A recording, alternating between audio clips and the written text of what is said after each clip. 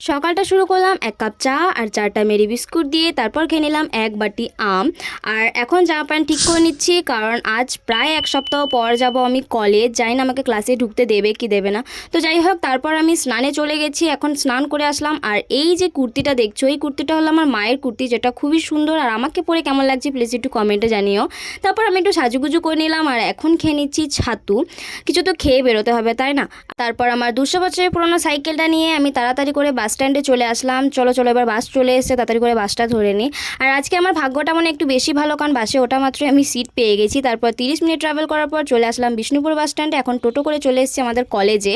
ক্লাসে গিয়ে আর সেরকম কোনো ভিডিও করা হয়নি, তাই ক্লাস শেষেই ভিডিওটা করছি। তারপর চলে আসলাম দুই বান্ধবীতে সর্বমঙ্গলা ঘাটে, এখানে একটু গল্প গুজব করতে। অনেক গল্প শেয়ার করে আর কিছু ছবি টবি তুলে চলে আসলাম আবার বাস স্ট্যান্ডে। তারপর চিপস আর ম্যাঙ্গো জুস খেতে খেতে আমি চলে আসলাম আমাদের বাড়ি। তো চলো আজ এটুকুই, দেখা হচ্ছে পরের ভিডিওতে। So by.